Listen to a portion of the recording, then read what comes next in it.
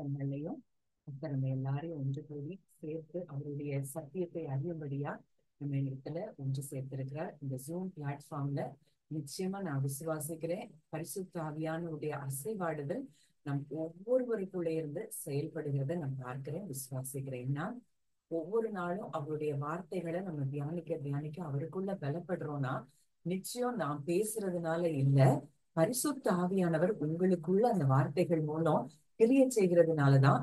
ஒருவேளை நீங்க உங்களை குறித்து நீங்களே சில மாதங்களுக்கு முன்பாக நீங்க நினைச்சு பார்த்தீங்கன்னா உங்களுடைய சூழ்நிலையே, உங்களுடைய எண்ண ஓட்டங்களே அது வேற மாதிரி இருந்திருக்கும். எவ்வளவோ பயங்களுக்குள்ள, எவ்வளவோ நெகட்டிவ் தாட்ஸ்குள்ள, இது எப்படி நடக்கும் அப்படின்னு சொல்லி நிறைய ப்ரெஷருக்குள்ள நம்ம இருந்திருப்போம். ஆனா அவருடைய வார்த்தைகளை நம்ம தியானிக்க ஒருவேளை நான் பேசுறது மாத்திரம் இல்லை, நீங்க எத்தனையோ பேருடைய மெசேஜஸ் நீங்க உங்க லைஃப்ல கேட்டுட்டு இருக்கலாம். ஒவ்வொன்றும் உங்களை பலப்படுத்துதுன்னா நிச்சயம் அங்க பரிசுத்த ஆவியானுடைய கிரியை நமக்குள்ள நடைபெற்று கொண்டிருக்கிறதுன்னு நான் விசுவாசிக்கிறேன். இந்த நாள்ல கூட நம்ம ஒரு புது செஷனுக்குள்ள நம்ம போறோம். அதாவது இந்த ட்ரூத் நமக்கு தெரிஞ்சா மட்டும்தான் நம்ம மற்றவங்களை நேசிக்க முடியும், நம்மை நாமே முதலாவது நேசிக்க முடியும், தேவன் யார் அப்படிங்கிறத நம்ம கண்டுகொள்ள முடியும், அவருக்கு நமக்குள்ள தேவன் எப்படியெல்லாம் கிரியை செய்கிறார் அப்படிங்கிறத நம்ம அறிந்து கொள்ள முடியும். இது ரொம்ப முக்கியமான ஒரு சத்தியத்தை நம்ம பார்க்க போறோம். இதுதான் சத்தியம், இதுதான் காஸ்பல், ட்ரூ காஸ்பல். இதுதான் நம்ம எத்தனையோ வருஷக்கணக்கா தவறாய் தேவனை புரிந்து கொண்டிருந்த நாட்கள்லாம் நம்ம இருந்தது. ஆனா இன்றைக்கு ஒவ்வொரு நாளும் தேவன் நம்முடைய கண்களை திறந்துட்டே வர்றாரு. நம்ம கண்கள்ல இருக்கிற செதில்கள் விழுந்து கொண்டே இருக்குது. அதன் நிமித்தம் அவரை அறிகிற அறிவுல நம்ம ஒவ்வொரு நாளும் வளர்ந்துட்டு இருக்கிறோம். அதற்கு மிக முக்கியமா இன்றைக்கு நம்ம பார்க்க போகிற சத்தியம், ஒருவேளை இது எத்தனை வாரம் தொடரும்னு எனக்கு தெரியல, ஆனா இது ரொம்ப, அதாவது இது ரியலா நீங்க யாரெல்லாம் எடுத்துக்கிறீங்களோ இந்த காஸ்பல், இதுதான் ட்ரூ காஸ்பல். நான் சொல்லும் போதே, நிறைய வசனங்கள் சொல்லும் போதே உங்களுக்கு புரிய ஆரம்பிக்கும். ஓ, இப்படி தேவன் மனுக்குலத்தின் மேல அன்பு வச்சிருக்கிறாரா அப்படின்னு சொல்லி நமக்கு இருந்த நிறைய சந்தேகங்கள் தீரும். சில சந்தேகங்கள் எழும்பலாம். ஆனா எல்லாத்துக்கும் அதுக்கு என்ன செய்ய போறாரு, ஒரு முற்றுப்புள்ளி வைக்க போறாரு. நிச்சயமா இந்த வார்த்தை உங்களை ஒவ்வொருத்தரையும் இன்னும் தேவனுக்குள்ள உங்களை கொண்டு வரும். தேவ அன்புல நீங்க நிரப்பப்படுவீங்க. அது நிமித்தம் இன்னும் பலப்பட்டு விசுவாசத்துல உறுதியாய் நின்று எல்லாவற்றிலையும் ஜெயம் எடுக்க தேவன் உங்களுக்கு கிருபை செய்வார். அப்போ இன்னைக்கு கூட நம்ம எதை பத்தி பார்க்க போறோம்னா, அவர் யூனியன் வித் காட். தேவனுக்கும் நமக்கும் இருக்கக்கூடிய அந்த அந்த ஒற்றுமை, நம்ம அந்த யூனியன், ஒருமைப்பாடு, இதை குறித்துதான் நம்ம பார்க்க போறோம். நம்ம அதிக வசனங்கள் நம்ம நியூ டெஸ்டமெண்ட்ல நம்ம பார்த்தோம் அப்படின்னா, கிறிஸ்துவுக்குள்ள நாம இருக்கிறோம், கிறிஸ்து நமக்குள் இருக்கிறார். இதைதான் நம்ம பார்க்கிறோம். கிறிஸ்துவானவர் மகிமை நம்பிக்கையாக உங்களுக்குள்ளே இருக்கிறார் அப்படின்னு கொலோசையர் 1:27 பார்க்கிறோம்.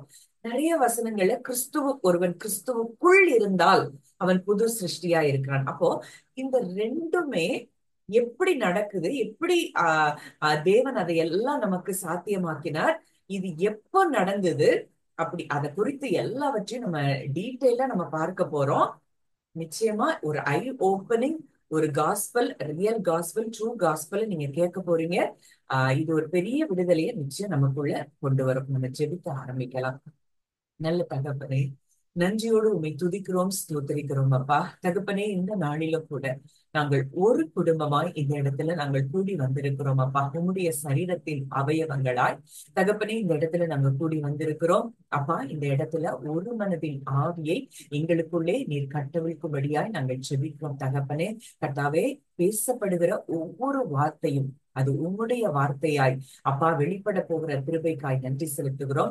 அப்பா ஆண்டவரே, உம்முடைய வார்த்தை வெளிப்படும் போதே அப்பா அது அக்கினியாய் ஒவ்வொரு இருதயத்திற்குள்ளேயும் பாய்ந்து சென்று அவர்களுக்குள்ள இருக்கிற எல்லா நெகட்டிவான எண்ணங்களையும் அது எரித்து போடும்படியாய் இந்த வார்த்தை அப்பா அப்பா அது முற்றிலுமாய் நிர்மூலமாக்கி போடும்படியாய் நான் ஜெபிக்கிறேன். அப்பா என்னை மறைத்து இன்றைக்கு நீர் வெளிப்படும்படி நான் ஜெபிக்கிறேன். கர்த்தாவே அப்பா உங்க வார்த்தைய எப்படி சத்தியத்தை சத்தியமாய் பேச வாக்கு எனக்கு கொடுக்கப்படும்படி நான் ஜெபிக்கிறேன். அப்பா என்னுடைய பேச்சும் பிரசங்கமும் மனுஷ ஞானத்திற்குரிய நயவசனம் உள்ளதா இராமல் ஆவியினாலும் வல்லமையினாலும் அப்பா, உறுதிப்பட்டதாய் பலப்படுத்தப்பட்டதாய் இருக்கும்படி நான் ஜெபிக்கிறேன். கர்த்தர் அப்படியே செயல்படுகிறபடியினால் நன்றி செலுத்துகிறேன். இயேசுவின் மூலம் கேட்கிறோம் ஜீவனுள்ள நல்ல பிதாவே.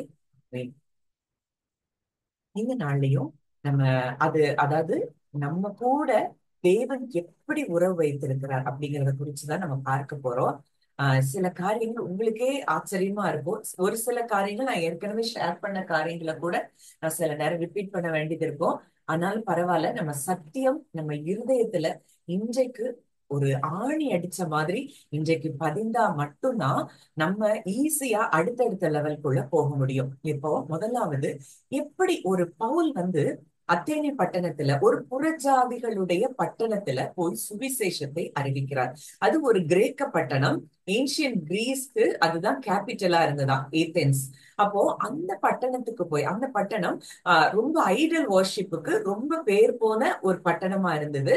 அங்கதான் பிலாசபி, கிரீக் பிலாசபி பத்தி நமக்கு தெரியும். அந்த பெரிய பெரிய பிலாசபர் சாக்ரட்டிஸ், அரிஸ்டாட்டில், பிளாட்டோ, இப்படியெல்லாம் அந்த தத்துவவாதிகளும் நிறைந்திருந்த ஒரு பட்டணம். அந்த பட்டணத்துல ஒரு ஒரு பாகால்களை வணங்குற அந்த ஒரு மார்ஸ் மேடைக்கு முன்னாடி நின்னு பவுல் அந்த ஜனங்களுக்கு ஒரு பிரசங்கம் பண்றாரு. இன்னைக்கு நம்ம எப்படி பிரசங்கம் பண்றோங்கிறத நம்ம யோசித்து பார்த்தோம்னா, அங்க பவுல் பண்ணுகிற பிரசங்கத்துக்கும் நம்ம இன்றைக்கு பண்ணுகிற பிரசங்கத்துக்கும் நிறைய வித்தியாசங்கள் இருக்கிறத நான் பார்க்கிறேன். அப்ப அங்க என்ன பிரசங்கம் பண்றாருன்னு சொல்லி நம்ம பார்க்க போறோம். அப்போஸ்தலர் 17ஆம் அதிகாரத்துல அந்த சம்பவம் சொல்லப்பட்டிருக்கு. ஆக்ட்ஸ் சாப்டர் 17 நான் வாசிக்கிறேன்.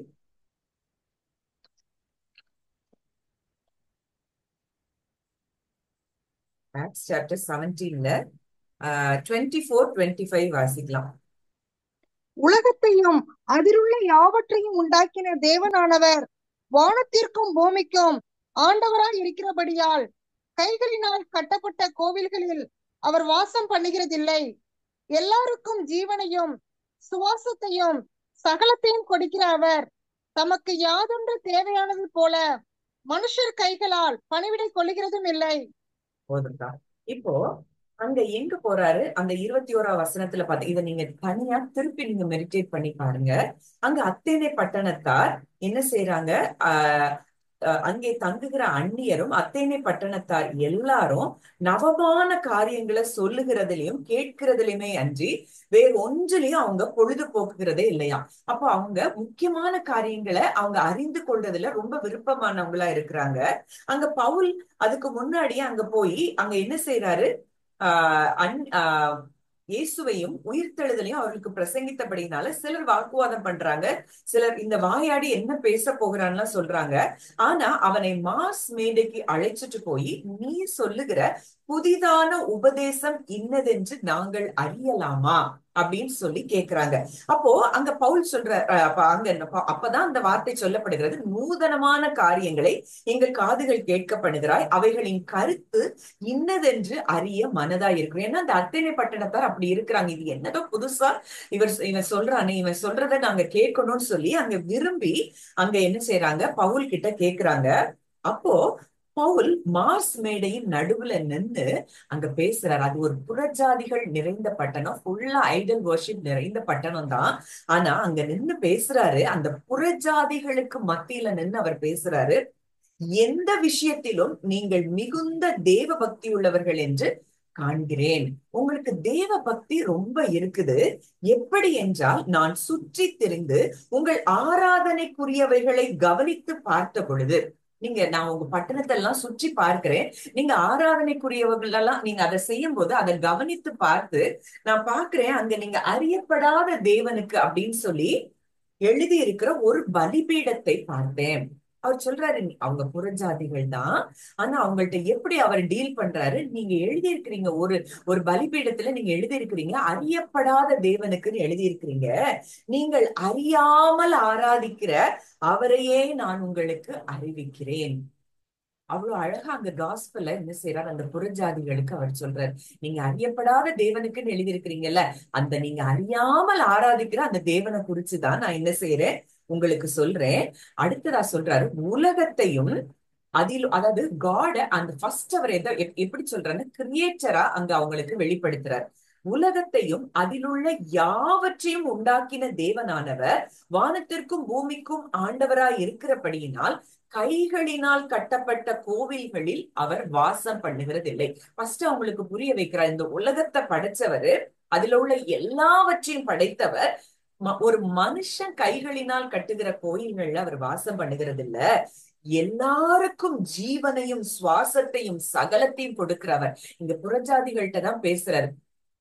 உங்களுக்கும் ஜீவனையும் சுவாசத்தையும் கொடுக்கிறவர் அவர்தான், எனக்கும் ஜீவனையும் சுவாசத்தையும் கொடுக்கிறவர் அவர்தாங்கிற அந்த அர்த்தத்துல அந்த அத்தேனே பட்டணத்தார்ட்ட அவர் பேசுறாரு. கொடுக்கிறவர் தமக்கு யாதொன்று தேவையானது போல மனுஷர் கைகளால் பணிவிடை கொள்ளுகிறதும் இல்லை. அவர் தான் எல்லாத்தையும் கொடுக்கிறார், அவருக்கு எந்த மனுஷர்கிட்ட இருந்தோ பணிவிடை தேவையில்லை அப்படின்னு சொல்லி அங்க பவுல் சொல்றாரு. முதல்ல அங்க கிரியேட்டரா அங்க தேவனை குறித்து அங்க சொல்றத பாக்குறோம். அவர் தான் நமக்கு எல்லாத்தையும் தராரு, ஜீவனை கொடுக்கிறார், சுவாசத்தை கொடுக்கிறார், சகலத்தையும் கொடுக்கிற அவர் அப்படின்னு சொல்லி சொல்றாரு. அடுத்ததா நம்ம பார்க்கிறோம் 26ஆம் வசனத்துல வாசிக்கலாமா? 26 அதே இதுல, மனுஷ ஜாதியான சகல ஜனங்களையும் அவர் ஒரே இரத்தத்தினாலே தோன்ற பண்ணி பூமியின் மீதெங்கும் குடியிருக்க செய்து முன் தீர்மானிக்கப்பட்ட காலங்களையும் அவர்கள் குடியிருப்பின் எல்லைகளையும் குறித்திருக்கிறார். மனுஷ ஜாதியான சகல ஜனங்களையும், அப்போ அதாவது அந்த ஃபுல் ஹியூமனிட்டியுமே அவர் தான் என்ன செஞ்சாரு, ஒரே ரத்தத்தினாலே தோன்ற பண்ணி, ஆதாம் மூலமா இந்த முழு மனித ஜாதியும் இந்த உலகத்துல படைக்கப்பட்டு நம்ம என்ன செய்யறோம், இருக்கிறோம்.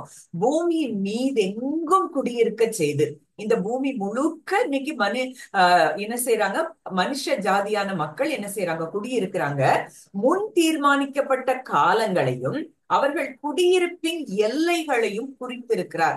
அப்போ இந்த மனுஷன் இந்த காலத்துல பிறக்கணும், இந்த இந்த இடத்துல பிறக்கணும், இந்த இடத்துல அவன் வாழணும்னு சொல்லி அவர் முன் குறிக்கப்பட்ட இடத்துலதான் நம்ம என்ன செய்யறோம், இருக்கிறோம். அப்போ இன்னைக்கு அந்த காட் சஸ்டைனர், அவர் தான் நம்ம எல்லாரையும் என்ன செஞ்சிருக்கிறாரு, தோன்ற பண்ணி இருக்கிறாரு. அந்த புறஜாதியான அத்தேனே பட்டணத்தார்ட்ட பவுல் என்ன செய்யறாரு, இப்படிதான் பிரசங்கம், உங்களையும் அவர் தான் என்ன செஞ்சிருக்கிறாரு, தோன்ற பண்ணி பூமியில குடியிருக்க செய்து முன் தீர்மானிக்கப்பட்ட காலங்களையும் குடியிருப்பின் எல்லைகளையும் குறித்திருக்கிறார்.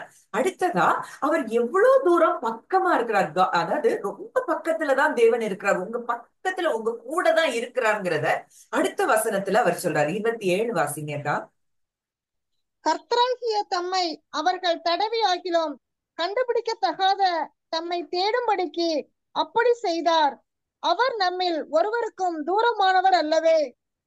கர்த்தராகிய தம்மை அவர்கள் தடவியாகிலும் கண்டுபிடிக்கத்தக்கதாக தம்மை தேடும்படிக்கு அப்படி செய்தார். அவர் நம்மில் ஒருவருக்கும் தூரமானவர் அல்லவே. அங்க சொல்றார், பவுல் சொல்றார், புறஜாதி மக்கள் தான் நமக்கு அவர் தூரமே இல்லப்பா, நம்ம தடவுனா கூட நம்ம இப்படி தடவி பார்த்தா அவர் நம்ம பக்கத்துலதான் இருக்கிறாரு அப்படிங்கிற அளவுக்கு அந்த தேவனை புறஜாதிகள் மத்தியில பவுல் சொல்றாருன்னா, இதுதான் உண்மையான சுவிசேஷம். புறஜாதி மக்களையும் தேவன் நேசிக்கிறார், மனுஷ ஜாதியான எல்லா மனிதரையும் அவர் ஒரே விதமாகத்தான் பார்க்கிறார், நேசிக்கிறார். அதனாலதான் நம்ம பார்க்கிறோம், தேவன் தம்முடைய ஒரே பேரான குமாரனை தந்தருளி இவ்விதமாய் உலகத்தில் அன்பு கூர்ந்தார். அப்போ நம்மை மாத்திரம் தேவன் நேசிக்கல, இந்த மனுக்குலம் முழுவதையும் தேவன் என்ன செய்யறாரு, நேசிக்கிறார். அதுல ஹிந்துனாலும் சரி, கிறிஸ்டியன்னாலும் சரி, முஸ்லிம்னாலும் சரி, புத்திஸ்ட்னாலும் சரி, எல்லாரையும் ஒன்று போல நேசிக்கிறவர். அவர் நமக்காகத்தான் தம்முடைய ஒரே பேரான குமாரனையே அவர் என்ன செஞ்சிருக்கிறாரு, கொடுத்திருக்கிறார். அப்படி கொடுத்த தேவன் இன்றைக்கு என்ன செய்யறாரோ நம்ம பக்கத்துலதான் இருக்கிறாருன்னு பவுல் சொல்றாரு. அடுத்ததான் நம்ம பார்க்க போகிற வசனம் தான் மிக முக்கியமான வசனம். ஹியூமனிட்டியோட யூனியன், தேவனோடு கூட மனித ஜாதி மனுஷருக்கு எப்படி ஒரு யூனியன் இருக்குதுன்னு சொல்லி நம்ம பார்க்க போறோம். அடுத்த வசனம் வாசிங்க, 28.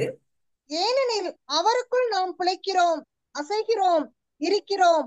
அப்படியே உங்கள் புலவர்களிலும் சிலர் நாம் அவருடைய சந்ததியார் என்று சொல்லி இருக்கிறார்கள். ஏனெனில் அவருக்குள், இது யாரு, புறஜாதி மக்கள் கிட்ட பவுல் பேசுறாரு. கிறிஸ்துவுக்குள்ளதான் நீங்களும் இருக்கிறீங்க, நானும் இருக்கிறோம்.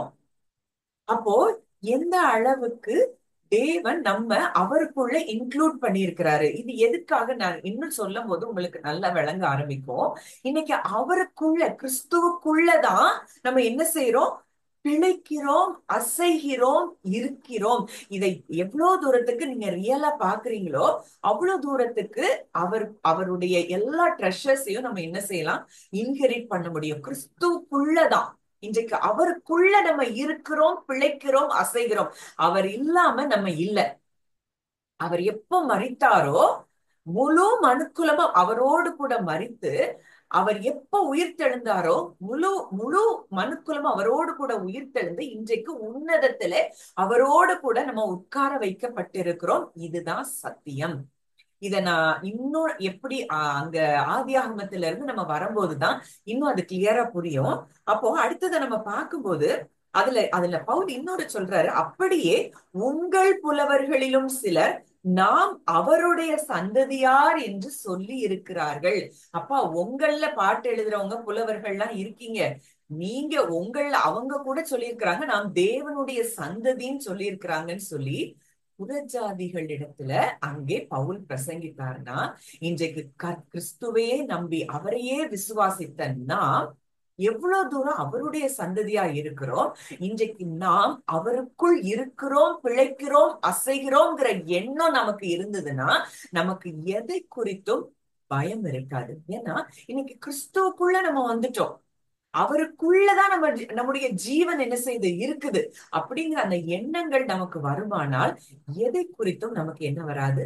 பயம் இருக்காது. அடுத்த அதனாலதான் அங்க 29 அவர் சொல்றாரு, நாம் தேவனுடைய சந்ததியா இருக்க மனுஷருடைய சித்திர வேலையினாலும் யுக்தியினாலும் உருவாக்கின பொன், வெள்ளி, கல் இவைகளுக்கு தெய்வம் ஒப்பா இருக்கும் என்று நாம் நினைக்கலாகாது. அப்பா, நம்ம இப்ப தேவனுடைய சந்ததி ஆயிட்டோம். இதனால நீங்க மனுஷ மூளையினால அவனுடைய செயல்பாடுகளினால உருவாக்குன பொன், வெள்ளி, கல் இதுக்கு ஒப்பாய் தெய்வம் இருக்கும்னு சொல்லி நம்ம என்ன செய்ய முடியாது? நினைக்க முடியாது அப்படின்னு சொல்லி இங்க பவுல் சொல்றாரு. அப்போ இதுக்கு நம்ம இதை அண்டர்ஸ்டாண்ட் பண்ணணும்னா நம்ம எங்க போகணும்? ஆதி ஆகமத்துக்கு போகணும். ஆதி ஆகமம் 1ஆம் அதிகாரம் 11ஆம் வசனம். Genesis chapter 1 verse 11. அப்பொழுது தேவன் பூமியானது புல்லையும் விதையை பிறப்பிக்கும் பூண்டுகளையும் பூமியின் மேல் தங்களில் தங்கள் விதையுடைய கனிகளை தங்கள் தங்கள் ஜாதியின்படியே கொடுக்கும் கனி விருட்சங்களையும் முளைப்பிக்க கடவது என்றார். அது அப்படியே ஆயிற்று. சரி, இங்க படைப்புல நம்ம பார்க்கிறோம். இங்க படைப்புல முதலாவது தேவன் என்ன செய்யறாரு? அங்க படைக்கும் போது ஒவ்வொன்னையும் படைக்கிறாரு. அங்கே புல் விதையை பிறப்பிக்கும் பூண்டுகள் பூமி அதெல்லாம் பிறப்பிக்கும் போது எதை பார்த்து பேசுகிறாருன்னா பூமியை பார்த்து பேசுகிறார். பூமியானது என்ன செய்யணும்? இந்த கனி விருட்சங்களையும் புல்லுகளையும் பூண்டுகளையும் முளைப்பிக்க கடவது அப்படின்னு சொல்லி என்ன செய்யறாரு? அங்க பூமியை பார்த்து பேசுகிறார். சரியா? அப்ப அடுத்ததா 20வது வசனம், 20th verse. பின்பு தேவன் நீங்கும் ஜீவ சந்துக்களையும் பூமியின் மேல் வானம் என்கிற ஆகாய விரிவிலே பறக்கும் பறவைகளையும் ஜலமானது திரளாய் ஜனிப்பிக்க கடவது என்றார். அடுத்தது தண்ணீரை பார்த்து என்ன செய்யறாரு? ஜலமானது திரளாய் ஜனிப்பிக்க கடவுதுன்னு சொல்லி நீந்தும் ஜீவ ஜந்துக்கள், வானம் என்கிற ஆகாய விரவுல பறக்கிற பறவைகள், இது எல்லாத்தையுமே என்னென்ன சோர்ஸ்ல அது வாழ முடியுமோ அதை பார்த்துதான் அவர் பேசுறாரே தவிர நீ அதாவது அந்த மீன்களை பார்த்து என்ன செய்யல, பேசல. அதற்கு ஆதாரம் என்னவா இருக்குதோ அதை பார்த்து பேசுறாரு. அப்போ இப்போ நிலத்துல இருந்து கனி விருட்சங்களையும் மரங்களையும் புல்லு பூண்டு எதை வெட்டினாலும் அது என்ன செஞ்சிரும்? அந்த நிலம்தான் அதற்கு ஆதாரம். அந்த நிலத்துல இருந்து வெட்டப்படும் போது அது என்ன செய்யும்? மரித்து போகும். அது போல இப்ப தண்ணீர்ல இருந்து மீனை நம்ம வெளியே எடுக்கும் போது நம்ம நல்லா பார்த்திருக்கிறோம், மீன் அப்படியே துடிச்சு அது என்ன செய்யும்? மறிச்சு போயிரும். அப்போ இதுதான் ஆதாரத்தை பார்த்துதான் அவர் என்ன செய்யறாரு? சிருஷ்டிகளை என்ன செய்யறாரு? சிருஷ்டிக்கிறார். அடுத்த வசனம் 24, 24. பின்பு தேவன் பூமியானது ஜாதி ஜாதியான ஜீவ சந்துக்களாகிய நாட்டு மிருகங்களையும் ஊரும் பிராணிகளையும் காட்டு மிருகங்களையும் ஜாதி ஜாதியாக பிறப்பிக்க கடவுது என்றார். ஆஹ் அது அப்படியே ஆயிற்று. இங்க பூமியை பார்த்து பேசுறாரு. ஜீவ ஜந்துக்கள், நாட்டு மிருகங்கள், ஊரும் பிராணிகள், காட்டு மிருகங்கள், இது எல்லாம் நிலத்துலதான் இருக்க முடியும். இதை கொண்டு தண்ணிக்குள்ள விட்டா அது என்ன செய்யறோம்? அந்த ஆதாரத்தை மாற்றும் போது அது மரிச்சு போயிடும். அடுத்ததா மிக முக்கியமா அங்க மனிதனை படைக்கும் போது அவர் என்ன சொல்றாரு? அதுதான் ரொம்ப முக்கியமான காரியம். 26, 27, 28 மூணுமே வாசிக்கலாம். பின்பு தேவன், நமது சாயலாகவும் நமது ரூபத்தின்படியேயும் மனுஷனை உண்டாக்குவோமாக.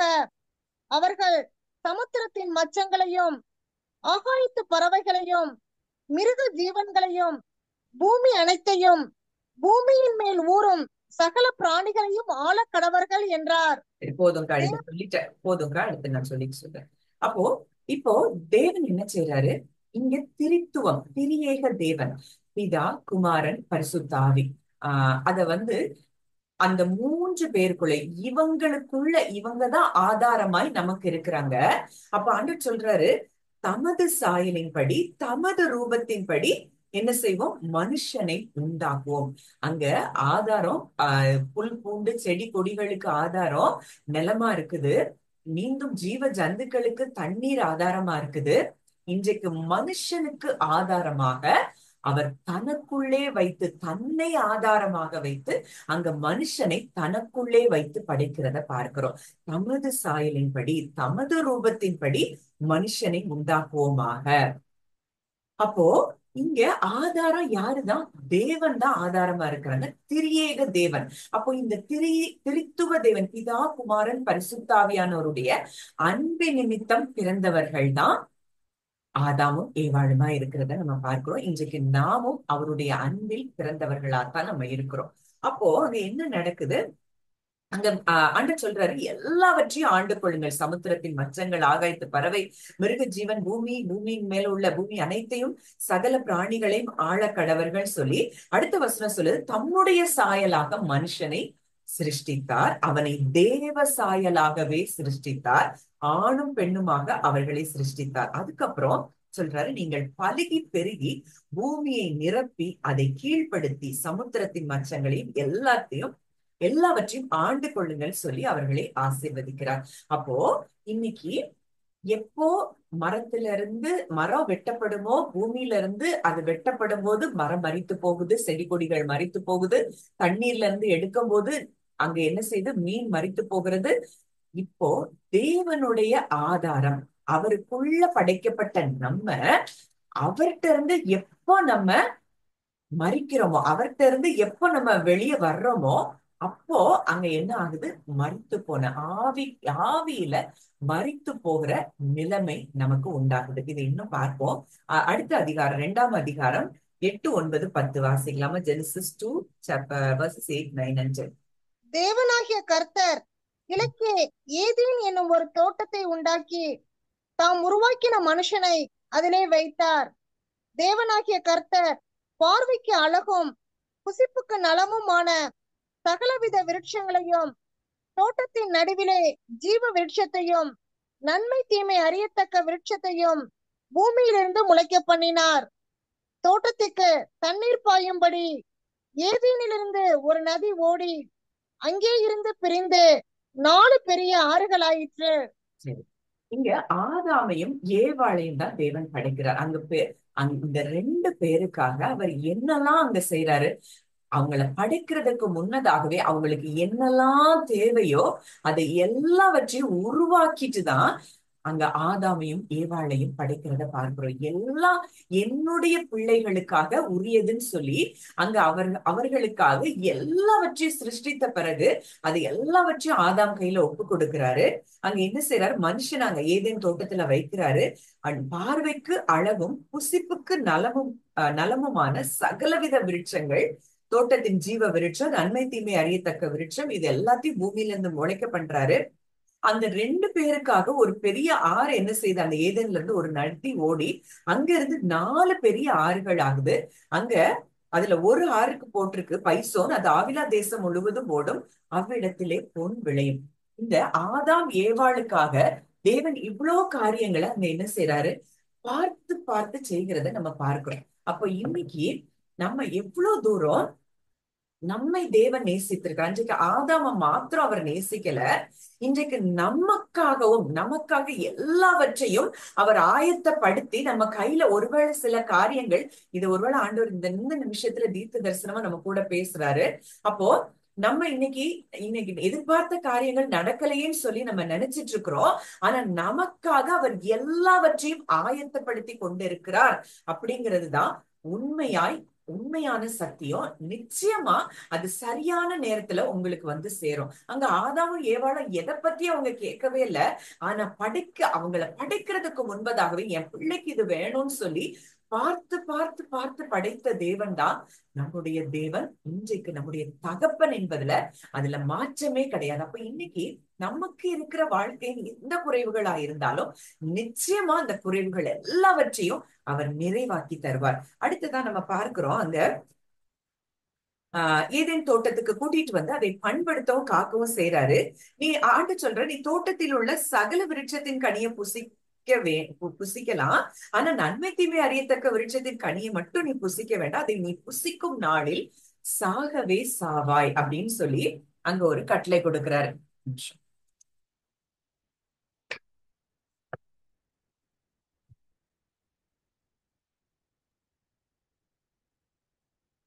அப்போ அங்க சாகவே சாவாய்ன்னு சொல்லி அங்க கட்டளை கொடுக்கிறாரு. அப்போ இந்த இடத்துல ஆண்டவர் சொல்றாரு, நீ என்ன விட்டு பிரிந்து போகிற, எப்போ நன்மை தீமையை சார்ந்து நீ வாழ ஆரம்பிக்கிறியோ அப்போ என்னை விட்டு பிரிந்து போனதை நீ உணர்வ. அதுதான் ஆவிக்குரிய மரணம் அப்படிங்கிறத அங்க அந்த நாள்ல ஆதாமுக்கு அது புரியல. ஆனா இன்றைக்கு தேவன் நமக்கு அதை வெளிப்படுத்தி காண்பிக்கிறார். அடுத்தது ஆண்டவர் செய்யறது என்னன்னா, தனிமையா இருப்பது நல்லதல்ல, ஏற்ற துணையை உண்டாக்குவேன்னு சொல்லி அங்க என்ன செய்யறாரு, ஏவாளை உண்டாக்கி அவன் கிட்ட என்ன செய்யறாரு, கொண்டு வர்றாரு. மனுஷியாய் உருவாக்கி அங்க எலும்பில் எலும்பும் மாம்சத்தில் மாம்சமா இருக்கிறான்னு சொல்லி அங்க அவளை உண்டாக்கி அவன்கிட்ட அங்க என்ன செய்யறாரு, கொண்டு வர்றாரு. அடுத்ததா நம்ம பார்க்கிறோம் 3வது அதிகாரத்துல அங்க சர்ப்பம் என்ன செய்து தந்திரம் உள்ளதா இருக்குது. ஏவாள் கிட்ட வந்து கேக்குது, நீங்க தோட்டத்தில் உள்ள சகல விருட்சங்களின் கனியையும் புசிக்க வேண்டாம் என்று தேவன் சொன்னது உண்டோ? அப்போ எவ்வளவு தூரம் ஒரு ஒரு பிசாசு எப்பவுமே எப்படி வருவான்னா, வஞ்சிக்கிற விதத்துலதான் நம்ம கிட்ட கேள்வியே கேட்பான். அங்க நிச்சயமா அவங்க அது வரைக்கும் எல்லா கனிகளும் சாப்பிட்டுட்டு தான் இருக்கணும். இந்த ஒரு கனியை மட்டும் அவங்க சாப்பிடாம இருந்திருக்கணும். இதை கவனிச்சிருந்திருப்பானா இருக்கும். அங்க வந்து கேக்குறான், சகல விருட்சங்களின் கனியையும் புசிக்க வேண்டாம் என்று தேவன் சொன்னது உண்டோ அப்படின்னு சொல்லிட்டு அப்போ ஏவாள் சொல்றா, நாங்க எல்லா கனிகளையும் புசிக்கலாம், ஆனா இந்த தோட்டத்தின் நடுவுல இருக்கிற இந்த கனியை குறித்து நீங்கள் சாகாதபடிக்கு அதை புசிக்கவும் அதை தொடவும் வேண்டாம் என்று சொன்னார். ஆண்டவர் புசிக்கதான் வேண்டாம்னு சொல்றாரு. ஆனா இங்க ஏவாள் எக்ஸ்ட்ராவா என்ன செய்யறா, ஒரு வார்த்தை தொடவும் வேண்டாம் அப்படின்னு சொல்றாருன்னு என்ன செய்யறா.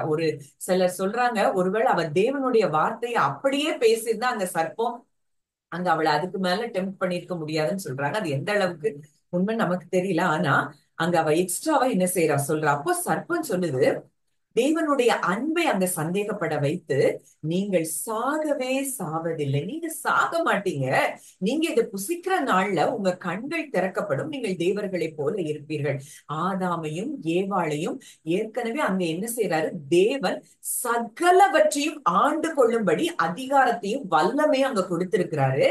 ஆனா இவ என்னவோ இந்த பழத்தை சாப்பிட்ட உடனே உன் கண்கள் திறக்கப்படும், நீ என்ன செய்யலாம், தேவனை போல நீ மாறலாம் அப்படின்னு சொல்லி தேவன் அறிவார், தேவனுக்கு தெரியும், அதனாலதான் உன்னை அந்த பழத்தை சாப்பிட வேண்டாம்னு சொன்னாருன்னு சொல்லி அங்க தேவனுடைய அன்பை அவன் சந்தேகப்பட வைக்கிறான்.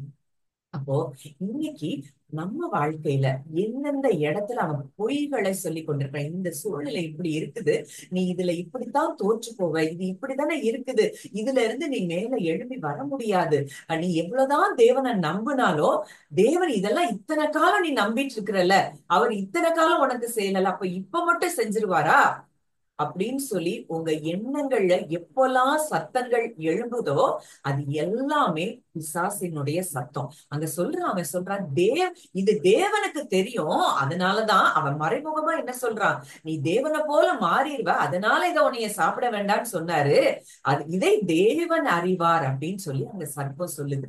அப்போ என்ன அளவுக்கு சர்ப்பம் வஞ்சிக்கிற ஒரு வேலையை செய்து இன்னைக்கும் நம்மள அப்படித்தான் வஞ்சித்து கொண்டு இருக்கிறான். அவருடைய வாக்கு தத்தங்களுக்கு விரோதம், நமக்கு தேவன் ஒரு வாக்கு தத்தத்தை கொடுத்திருப்பாரு. நம்ம வாக்கு தத்தத்துக்கு விரோதமான எண்ணங்களை தான் நம்ம இருதயத்துல அவன் போட்டுக்கொண்டே இருக்கிறான். ஏன்னா அவனுடைய ஒரே எண்ணம் அவரை விட்டு நம்மளை பிரிக்கணும். இதுதான் ஆதி காலம் முதல் அவன் என்ன செய்யறான், செய்கிற ஒரு வஞ்சனையான காரியமா இருக்குது. அப்போ அந்த ஸ்திரீயானவள் உடனே அவ பார்க்கிறா, அந்த விருட்சம் பார்வைக்கு இன்பமும் புசிப்புக்கு நல்லதும் புத்தியை தெளிவிக்கிறதுமா இருக்குன்னு கண்டு அதை பறிச்சு புசித்து தன் புருஷனுக்கும் என்ன செய்யறா, கொடுக்கிறா. அவனும் புசிக்கிறான். இப்போ 2 பேருடைய கண்களும் திறக்கப்பட்டது. இவ்வளவு நாளும் அவங்க காட்ஸ் பிரசன்ஸ்ல அந்த குளோரியில இருந்தப்போ அவங்க நிர்வாணிகள்னு தெரியல. இப்போ அவங்களுக்கு என்ன செய்து, நிர்வாணிகள் என்று அறிந்து அத்தி இலைகளை தைத்து தங்களுக்கு அரை கச்சைகளை உண்டு பண்ணினார்கள். எப்போ இது நடக்குது அப்படின்னு நம்ம பார்த்தோம்னா, அவங்க அந்த நன்மை தீமை அறியத்தக்க கனியை சாப்பிட்ட உடனே அறிவு சார்ந்து வாழ ஆரம்பிக்கிறாங்க. அது வரைக்கும் ஆவியில தேவனோடு ஒன்றிணைந்தவங்க ஆவியில தேவனை விட்டு அங்க என்ன செஞ்சுட்டாங்க, பிரிந்து போன ஒரு நிலைமை, மரித்து போன ஒரு நிலைமைய அவங்க உணர்றாங்க. அதனால அவங்க என்ன செய்யறாங்க, அத்தி இலைகளை தைத்து அவங்க ட்ரெஸ்ஸை உண்டு பண்றாங்க. ஆனால் தேவனுக்கு இதெல்லாம் நடந்தது தெரியாமலா இருந்திருக்கும், நிச்சயம் தெரிந்திருக்கும். பகலில் குளிர்ச்சியான வேளையிலே தோட்டத்தில் உலாவுகிற தேவனாகிய கர்த்தருடைய சத்தத்தை அவர்கள் கேட்டார்கள். அப்பொழுது ஆதாமும் அவன் மனைவியும் தேவனாகிய கர்த்தருடைய சந்நிதிக்கு விலகி தோட்டத்தின் விருட்சங்களுக்குள்ளே ஒளிந்து கொண்டார்கள். அப்போ தேவன் எப்பவும் போல பகல்ல குளிர்ச்சியான வேளையில அவங்க கூட உலாவி கொண்டே இருக்கிறார். இதுதான் பிதா குமாரன் பரிசுத்த ஆவியானவருடைய உறவுக்குள்ள, அந்த சோர்ஸ்க்குள்ள அவங்க இருக்கிறாங்க. ஆனா இப்போ அவங்களுக்கு என்ன வந்துருச்சு, பயம் வந்துருச்சு.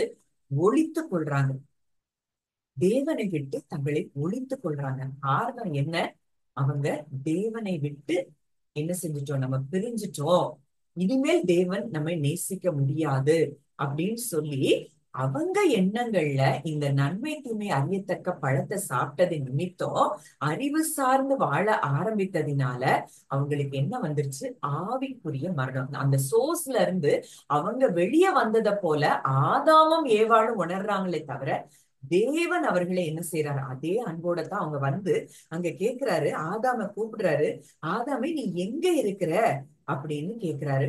அப்ப ஆதாம் சொல்றான், நான் தேவரீருடைய சத்தத்தை தோட்டத்தில் கேட்டு நான் நிர்வாணியா இருப்பதினால் பயந்து ஒளித்து கொண்டேன் என்றான். அப்போ அது வரைக்கும் ஆண்டவர் கூட அவ்வளோ அந்யோன்யமா 2 பேரும் உலாவிட்டு இருந்தாங்க. ஆனா இந்த நிமிஷம் அவங்களுக்கு என்ன செய்து, ஒரு துடிக்கிற ஒரு நிலைமை. மீனை தண்ணியில இருந்து எடுத்தா அது எப்படி துடிக்குமோ அது போல ஒரு நிலைமை அங்க ஆதாமுக்கு வந்ததை நம்ம பார்க்கிறோம். அத வெளியில அந்த சோர்ஸ்ல இருந்து அவன் வெளியில வந்ததை அவன் உணர்றான். இப்ப பயந்து போய் அந்த இடத்துல என்ன செய்யறான், பயந்து ஒளிஞ்சு கொண்டு இருக்கிற அந்த துடிக்கிற நிலைமைக்குள்ள ஆதாம் தள்ளப்பட்டதை பார்க்கிறோம். அப்போ அந்த ஆண்டவர் கேட்கிறார், நீ நிர்வாணின்னு உனக்கு சொன்னது யாரு? இவ்வளவு நாள் நீ அப்படித்தானே இருந்த, என்னுடைய பிரசன்ஸ்குள்ள நீ என்ஜாய் பண்ணிட்டு இருந்தியே, ஆனா இப்ப உனக்கு நிர்வாணின்னு சொன்னது யார்? புசிக்க வேண்டாம் என்று நான் உனக்கு விலக்கின விருட்சத்தின் கனியை புசித்தாயோ? தேவன் கரெக்டா அவங்க கேட்கிறாரு, நீ கனியை புசிச்சிட்டியா, நீ அறிவு சார்ந்து வாழ ஆரம்பிச்சிட்ட, இனி உனக்கு ஒவ்வொரு நிமிஷமும் என்ன செய்யும், அந்த கில்ட் கான்சியஸும் செப்பரேஷனும் தான் எப்பவுமே இருக்கும் அப்படிங்கிறத ஆண்டவர் உணர்ந்து கொண்டாரு. அடுத்தது உடனே அங்க இந்த பயம் உள்ள வருது. இங்க தேவனை விட்டு பிரிந்து போன நிலைமை, ஆவியில மரித்த நிலைமை, அடுத்ததா அது நிமித்தம் அங்க பயமும் துடிக்கிற நிலைமை வருது. இந்த தேவனை அறியாத அறிவு. அப்போ அங்க சாத்தான் என்ன செய்யறான், வஞ்சிக்கிறான், தேவனை குறித்து தவறான காரியங்களை அவங்களுக்குள்ள சொல்றான், அவருடைய அன்பை சந்தேகப்பட வைக்கிறான். அந்த அன்பை சந்தேகப்பட வைத்தது நிமித்தம் அவங்க என்ன செய்யறாங்க, அந்த நன்மை தீமை அறியத்தக்க கனியை சாப்பிட்டது நிமித்தம் அவங்களுக்குள்ள பயம் வருது. இந்த பயத்தின் நிமித்தம் அவர்கள் ஒருவரை ஒருவர் குற்றம் சாட்ட தொடங்குகிறத நம்ம பார்க்கிறோம். அங்க ஆதாம் ஏவாள விருட்சத்தை, நீர் கொடுத்த ஸ்திரீ தான் என்னுடனே இருக்கும்படி தேவரீர் தந்த ஸ்திரீயானவள் இந்த விருட்சத்தின் கனியை கொடுத்தாள் அப்படின்னு ஆதாம் சொல்றாரு. ஸ்திரீ சொல்றா, சர்ப்பம் என்னை வஞ்சித்தது, நான் புசித்தேன் அப்படின்னு சொல்றா. அப்ப கர்த்தர் சர்ப்பத்தை பார்த்து என்ன செய்யறாரு, சபிக்கிறாரு. உனக்கும் ஸ்திரீக்கும் உன் வித்துக்கும் அவள் வித்துக்கும் பகை உண்டாக்குவேன், அவர் உன் தலையை நசுக்குவார், நீ அவர் குதிங்காலை நசுக்குவாய். அப்போ அந்த நாள்லயே அப்பவே கிறிஸ்துவை குறித்ததான வெளிப்பாட்டை பிதா என்ன செய்யறாரு? என் பிள்ளைகளை மீட்கும்படி என்னுடைய குமாரனை நான் கொடுப்பேங்கிறத அந்த இடத்திலேயே கிறிஸ்து தேவன் அந்த இடத்துல நம்ம சொல்றத பார்க்கிறோம். அப்போ இங்க தேவனை அறியாததினால அந்த சர்ப்பம் அவங்கள வஞ்சித்து இவ்வளோ இடத்திற்கு அவங்கள கொண்டு வந்து ஒரு ஆவிக்குரிய மரணத்தை அவங்களுக்குள்ள கொண்டு வந்ததை நம்ம பார்க்கிறோம். சரி, இப்போ கிறிஸ்து ஏன் உலகத்திற்கு வந்தார்? நம்ம இவ்வளோ காலம் நம்முடைய பாவங்களிலிருந்து நம்மை ரட்சிக்க உலகத்துக்கு வந்தார் அப்படின்னு சொல்லிதான் நம்ம எத்தனையோ நம்ம வருஷ காலமா நம்ம நினைச்சிட்டு இருந்தோம். அது உண்மைதான், அது பொய் கிடையாது. ஆனா எல்லாவற்றிற்கும் மேலாக அவர் எதுக்கு வந்தார்னா, மனிதன் இங்க என்ன செஞ்சுட்டான்? பிரிக்கப்பட்டதாய் உணர்கிறான். திரியேக தேவனிடத்துல இருந்து பிரிக்கப்பட்டதா உணர்கிறான். அப்போ இதுல இன்னொரு விஷயம் நமக்கு நிறைய பேருக்கு ஏன் ஆண்டவர் ஏதேனை விட்டு ஆதாம துரத்துனார்னு ஒரு சந்தேகம் இருக்கும். இப்போ மனிதனுக்கு என்ன எண்ணம் வந்துருச்சுன்னா, தேவனும் நம்மையும் என்ன செஞ்சுட்டா, தேவனும் நாமும் பிரிஞ்சுட்டோம், இனி மரித்து போன நிலைமை, அந்த சோர்ஸ்ல இருந்து கட் ஆயிட்டோம் அப்படின்னு சொல்லி அவனுக்குள்ள எப்பவும் ஒரு குற்ற உணர்ச்சி, அந்த செப்பரேஷன் அவனுக்குள்ள வந்துருச்சு. இந்த செப்பரேஷனோட அவன் ஜீவ விருட்சத்தின் கனியை சாப்பிட்டு அவன் உயிரோட இருந்தான்னா ஒரு நாளும் அவனை மீட்டெடுக்கவே முடியாது. அதனாலதான் அங்க தேவன் அந்த ஜீவ விருட்சத்தின் கனியை புசிக்காதபடிக்கு அங்க ஏதேனை விட்டு ஆதாமை என்ன செய்யறாரு? அவனுடைய நலனுக்காக அங்க ஏதேனை விட்டு தேவன் அங்க என்ன செய்யறாரு? ஆதாம வெளியே அனுப்புகிறத நம்ம பார்க்கிறோம். அதுதான் நம்ம அங்க அடுத்ததுல நம்ம பார்க்கிறோம். அந்த வசனத்தை நான் வாசிக்கிறேன். 22. பின்பு தேவனாகிய கர்த்தர், இதோ மனுஷன் நன்மை தீமை அறியத்தக்கவனாய் நம்மில் ஒருவரை போலானான், இப்பொழுதும் அவன் தன் கையை நீட்டி ஜீவ விருட்சத்தின் கனியையும் பறித்து புசித்து என்றென்றைக்கும் உயிரோடு இராதபடிக்கு செய்ய வேண்டும் என்று அவன் எடுக்கப்பட்ட மண்ணை பண்படுத்த தேவனாகிய கர்த்தர் அவனை ஏதேன் தோட்டத்தில் இருந்து அனுப்பிவிட்டார். அதை காவல் செய்வதற்கு கிழக்கே கேருபீன்களையும் வீசிக்கொண்டிருக்கிற சுடரொளி பட்டயத்தையும் வைத்தார். அப்போ இதை செய்ததே தேவன் ஆதாமின் மேல, அந்த மனுக்குலத்தின் மேல வைத்த அன்பின் நிமித்தம் தான் அவர் அதை செய்தார். அதனால வசனம் சொல்லுது, நாம் பாவிகளா இருக்கையில் கிறிஸ்து நமக்காக மரித்ததினாலே தேவன் நம்மேல் வைத்த அன்பை விளங்க பண்ணினார். அப்போ நம்ம பாவிகளா இருக்கும் போதுதான் கிறிஸ்து நமக்காக என்ன செஞ்சாரு? மரித்தார். அப்ப பாவம் அவர் நம்மை நேசிக்கிறதற்கு அவரை தடுக்கல. ஆனா இந்த பாவம் என்ன செய்யுதுன்னா, நம்ம அவர்கிட்ட நெருங்க விடாதபடிக்கு என்ன செய்து தடுக்கிறத அவர் பார்க்கிறார். அதனாலதான் அவர் நமக்காக பூமிக்கு வந்து நம் சார்பில் அவர் மரித்து தன்னுடைய அனைத்து சொட்டு உடம்புல இருக்கிற அவ்வளவு சொட்டு ரத்தத்தை சிந்தி இன்றைக்கு மரித்து உயிர் தெழுந்து இன்றைக்கு அவரோட கூட நம்ம என்ன செஞ்சிருக்கிறாரா? ஒன்றாக்கி இருக்கிறார். ஆதாம் அந்த செப்பரேஷனை உணர்ந்தான். இன்றைக்கு தேவன் நம்மோட கூட, அவரோட கூட நம்ம என்ன செஞ்சுட்டாரு? இணைச்சிட்டாரு. இதுதான் சத்தியம், இதுதான் ட்ரூ காஸ்பல். இத இன்னும் நான் சில வசனங்கள் சொல்லும் போது இன்னும் நீங்க உணர்வீங்க. அப்ப இன்னைக்கு நம்ம அந்த இழந்த அந்த சோர்ஸ்ல நம்ம என்ன செஞ்சுட்டோம்? ஒன்றாயிட்டோம். பிதாவோடு கூட நம்ம என்ன செஞ்சுட்டோம்? பிதா குமாரன் பரிசுத்தாவியானவருடைய உறவுக்குள்ள கிறிஸ்துவின் மூலம் நம்ம என்ன செஞ்சுட்டோம்? ஒன்றாக்கப்பட்டுட்டோம். இனி நம்மையும் தேவனையும் பிரிக்கவே முடியாது. அதனாலதான் அங்க பவுல் சொல்றாரு, நாம் தேவனுடைய முழு, அதாவது இது கிறிஸ்தவர்களுக்கு மாத்திரம் அல்ல, இது முழு மனுக்குலத்துக்கும் உரியது. அதனாலதான் ஆண்டவர் சொல்றாரு, சர்வ சிருஷ்டிக்கும் போய் சுவிசேஷத்தை பிரசங்கிங்கள். இன்னைக்கு நீங்க தேவனோடு கூட நீங்க ஒன்றா இருக்கிறீங்கிறத பிரசங்கிங்கிறது தான் சுவிசேஷத்தின் மிக முக்கியமான ஒரு அம்சமா இருக்குது. இத நம்ம எத்தனை பேர் இப்படிப்பட்ட ஒரு சுவிசேஷத்தை நம்ம அறிந்து பிரசங்கிக்கிறோம்? அப்பா, நீங்களும் தேவனோடு கூட ஒன்னாதான் இருக்கிறீங்கிறத நம்ம எத்தனை பேர் அறிந்திருக்கிறோம்?